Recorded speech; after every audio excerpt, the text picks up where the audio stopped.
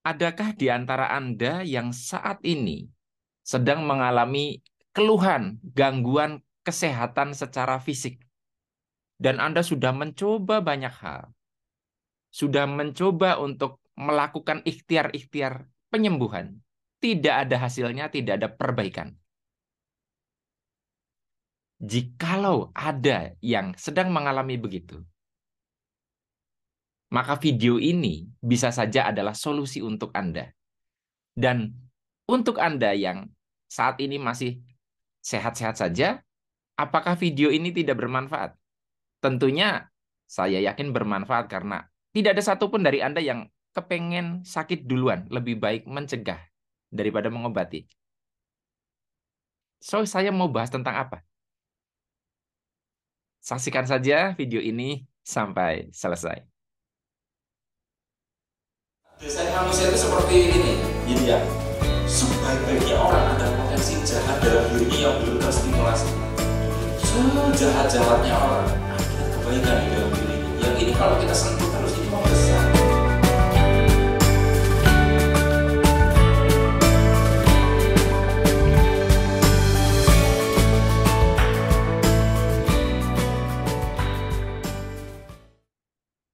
Assalamualaikum warahmatullahi wabarakatuh. Jumpa lagi-lagi kita berjumpa dengan saya, Arif Rahutomo atau Arif RH dalam rekaman video iseng Reborn. Cie. Ya, teman-teman semua, dalam video kali ini, sebagaimana sudah saya sampaikan dalam prolog tadi, saya akan menyampaikan sesuatu tips, satu saja tips, yang mungkin akan membantu Anda keluar dari keluhan kesehatan fisik Anda. Atau buat Anda yang saat ini sehat-sehat saja, ini sebuah masukan supaya Anda bisa menghindari tidak mengalami hal-hal yang tidak Anda inginkan, dalam hal ini gangguan kesehatan secara fisik. Seperti biasa, setiap saya share ilmu pengalaman itu berbasis pada apa yang sudah saya praktekkan sendiri, apa yang saya sudah lakukan, saya sudah alami. Nah, tema video kali ini adalah jika Anda banyak keluhan kesehatan, Anda bisa coba satu hal ini. Nah, oke ya, gitu judulnya. Seperti biasa, saya bukanlah orang yang bagus dalam hal pengelolaan pola untuk menjaga hidup sehat ya. Mungkin banyak juga di antara Anda yang seperti itu makannya ngawur ya. Prinsipnya enak dulu, baru entah itu adalah baik atau tidak, nggak dipikir. Hajar sikat dulu, baru berhenti kalau sakit, kayak gitu kan. Itu berjalan sekian lama, ya karena situasi, karena hobi, karena kemiskinan, tidak bisa beli makanan yang lebih sehat. Ya akhirnya disikat terus sampai, ya praktisnya sekitar 5 tahun belakangan sih. Sebelum kejadian COVID-19 pandemi itu ya. Saya sebenarnya sudah mengalami gangguan kesehatan yang rada-rada mengganggu ya. Banyak ya. Salah satunya adalah kadang mengalami rasa lemah, lemah tubuh itu separuh ya, separuh badan. Kiri apa kanan saya lupa. Dan kesemutan gitu di beberapa titik tidak hilang-hilang, kadang mati rasa, kadang saya tidak bisa merasakan bagian tubuh saya sendiri dan agak paranoid kan kalau googling itu, wah ini gejala stroke lah, macam-macam gitu loh. Kadang otot terasa lemah sekali gitu. Dan itu kumat-kumatan tapi sangat mengganggu sehingga ya dengan berbagai hal itulah juga kenapa saya sangat mengurangi kegiatan pekerjaan. Saya tidak mau membebani tubuh saya seperti dulu saya tiap hari bekerja keluar kota. Nah, dan itu hanya sebatas saya mengurangi beban ke tubuh, tapi tidak sampai saya mengubah sesuatu secara signifikan sehingga itu hilang. Konsumsi suplemen, macam-macam gitulah. Sampai kemudian datanglah pandemi COVID-19 dan setelah lewat 1 tahun pandemi, saya di tahun kedua itu kena. Kena varian apa saya kurang tahu.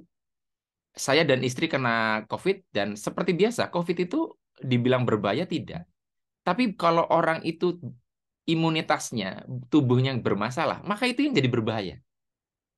Nah, disitulah saya baru sadar, ternyata saya tidak baik-baik saja. Karena Istri saya kena COVID-19 seperti flu biasa aja. Ya mungkin lebih berat aja, flu-nya berat banget gitu. Sementara saya sampai mengalami kesulitan sekali bernapas selama sekitar 7 harian. Itu saya struggle banget, luar biasa. Kapok saya. Jadi kalau dibilang orang yang kapok kena COVID, saya salah satunya. Rasanya mau mati, kayak ditenggelamin ke dalam kolam gitu, nggak bisa napas, rasanya kayak gitu. Nah, sejak saya pasca sembuh dari COVID itu, saya mulai akhirnya mendapatkan satu kesadaran. Saya harus merevolusi bagaimana cara saya dalam mengelola diri saya, termasuk makan. Apa yang perlu saya kendalikan. Akhirnya di situ saya mulai mengurangi hal-hal yang terlalu banyak saya konsumsi ya. Kalau gula saya enggak, ya kolesterol macam-macam kayak gitu saya kurangin gitu. Apalagi dari hasil medical check up itu menunjukkan dari semuanya asam urat, trigliserid semua bagus semua, kecuali yang kacau adalah kolesterol. Oke lah, berarti PR saya adalah eh, bagaimana saya mengendalikan supaya tidak mengkonsumsi makanan berkolesterol tinggi berlebihan. Dan saya memakan hal-hal yang bisa menetralisir itu. Juga saya jalan-jalan, kalau pagi berjemur dan sebagainya. Tetapi perubahannya tidak terlalu signifikan. Jadi tetap keluhan-keluhan yang saya sampaikan tadi di awal itu masih selalu ada. Apanya gitu loh. Sampai suatu ketika saya minta rekomendasi gara-gara awalnya itu saya terasa tangannya lemah dan sakit ini di bagian tangan gini. Minta rekomendasi untuk pijat ya. Saya kira ini terkilir gitu. Akhirnya dapat rekomendasi, kemudian saya ke suatu titik di Jogja agak jauh ya. Sampai sana ceritanya singkat cerita perjalanan 1 jaman lebih, baru masuk dipersilahkan, lalu si bapaknya itu yang masih muda duduk langsung ke apa keluhannya? Tangan saya kok sakit kayak terkilir dan sebagainya dan sebagainya. Lalu dia melihat muka saya seperti mengamati entah simetris kanan kiri dan sebagainya, lalu langsung dipegang. Saya lupa tangan gini apa, pokoknya di beberapa titik dipegang langsung saya lepas, aduh sakit sekali. Terus langsung dia sambil nabok gitu ya, nabok mukul gitu, tapi bukan bukan dalam rangka menyakiti, tapi menunjukkan dia ingin memberikan masukan yang sangat serius. Stop makan gluten gitu. Ya, stop makan gluten mulai sekarang. Percuma saya bantu Anda kalau Anda tidak stop makan gluten. Buat Anda yang belum tahu gluten ya, gluten itu pokoknya sesuatu zat yang dia itu eh, terkandung dalam produk-produk yang berbasis terigu, tepung terigu. Jadi kayak roti ya, kemudian eh, mie, mie yang pakai itu loh. Bukan mie bihun ya, mie dan sebagainya. Jadi saya disuruh berhenti makan gluten. Ya, roti, kue-kue itu pokoknya yang enak-enak tuh kebanyakan pakai gluten ya. Donat. Jadi kesukaan saya semua, mie instan apalagi itu. Selama Anda masih konsumsi itu akan begitu. Dan orang eh, apa ya? Gluten itu dampaknya bisa macam-macam. Bisa nanti akhirnya mengganggu ke kolesterol, mengganggu kepada macam-macam pembuluh darah. Dia jelasin sangat detail dan karena begitu seriusnya dia bilang, tahu nggak saya itu dulu gini gini gini gini gini setelah saya stop gluten lihat perhatikan saya, iya badannya bagus banget. Terus langsung ngomong, apakah istrinya jenengan, kan istri saya ada di situ rambutnya rontok, loh kok tahu? Istri saya rambutnya sangat tebal tapi mudah sekali rontok. Stop gluten katanya. Jadi kayak ditebak semua perilaku kita apa yang kita alami. Akhirnya ya sebetulnya saya sudah mendapat masukan untuk hidup gluten free ya. Itu sudah lama ya. Tetapi ya itu untuk bisa berhenti itu momentumnya kan harus sesuatu yang sangat emosional dan kapok ya. Saya tuh orang yang kalau udah kapok ya kapok sakit kena COVID itu dan keluhan-keluhannya mulai serius. Akhirnya sejak saya ketemu dengan beliau itu yang akhirnya saya tetap dipijit sih, tapi tetap dia bilang berhenti makan gluten. Dan untuk menetralisir semua gluten yang ada di tubuh Anda bertahun-tahun, puluhan tahun, rajin makan pepaya, buah pepaya. Jadi itu jadi konsumsi harian saya. Nah, sejak saat itu sampai saat ini itu hitungan waktunya nggak lama ya, hitungannya bulan ya. Itu keluhan di tubuh saya lenyap semua loh. Jadi sejak saya stop makan gluten, apapun yang berbasis gluten, gluten free. Kemudian saya banyak makan pepaya. Itu keluhan saya yang saya bilang saya beginilah, begitulah, itu hilang semua loh. Asli. Demi Allah hilang semua. Jadi saya bilang sesignifikan itu. Apalagi setelah saya mengetahui beberapa orang ada yang punya penyakit bawaan sejak kecil namanya celiak ya. Anda bisa googling. Celiak itu orang yang sangat sensitif terhadap gluten. Jadi gluten itu akan jelas akan berimpak kalau terlalu banyak ke tubuh kita. Apalagi yang punya alergi terhadap gluten yang namanya celiak itu. Dan kayaknya saya termasuk itu. Yang jelas gini, saya tidak berbasis teori bahwa setelah saya berhenti makan gluten dan berusaha untuk menetralisir gluten yang sudah terlanjur masuk puluhan tahun ya. Saya makan Indomie instan itu berapa lama? Ingat ya, tepung terigunya itu loh ya. Jadi semua makanan yang berbasis terigu dan hidup gluten free itu sulit. Karena saya kira ya udahlah, berarti saya cuma ngindarin satu, gluten. Ternyata semua hal, hampir semua hal menggunakan ada kandungan glutennya. Anda cek ingredientnya, gluten ada di semua hal.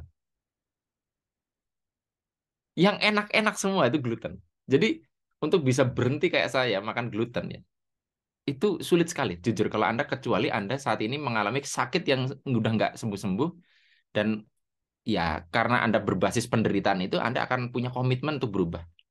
Tapi ya balik lagi kan opsinya saya bilang kalau Anda saat ini sakit dan nggak sembuh-sembuh, udah banyak sekali usaha dilakukan tidak sembuh-sembuh. Cobalah satu saran saya ini, berhentilah makan gluten dan makan pepaya untuk menetralisir gluten yang selama ini masuk. Buat Anda yang belum tahu, googling gluten itu apa dan apa dampaknya untuk tubuh. Oke ya. Dan bagi Anda yang mungkin saat ini sehat-sehat saja, masih muda, masih sukanya makan mie instan, Anda akan mentertawakan video ini. Tapi nanti kalau Anda sudah usia 40 tahun ke atas, mulai ada gangguan kesehatan, maka video ini mungkin akan Anda putar kembali dan Anda baru akan menangkap apa yang saya sampaikan. Jadi buat video ini dua sisi. Satu sisi akan diketawain, diabaikan. Oh, biasa aja lebay gitu. Tapi buat Anda yang saat ini sedang mengalami gangguan kesehatan dan cukup serius, Anda akan mendapatkan informasi berharga dari video saya ini. Kembali lagi, silakan.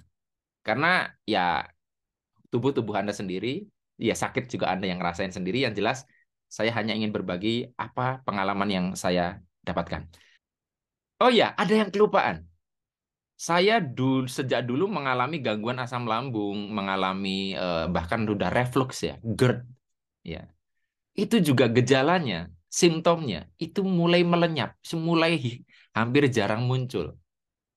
Sejak saya berhenti gluten, setelah saya cari tahu ternyata gluten juga punya peran untuk memicu orang itu bisa mengalami gangguan asam lambung atau GERD itu. Jadi kemana-mana semua gangguan saya itu selesai setelah saya berhenti makan gluten. Ingat, bukan cuma mengurangi, berhenti. Hanya ini yang bisa saya bagikan dalam kesempatan kali ini. Mudah-mudahan bermanfaat. Sampai ketemu lagi dalam rekaman video Iseng Reborn yang selanjutnya. Saya akhiri. Billahi taufiq wal hidayah. Wassalamualaikum warahmatullahi wabarakatuh. See you.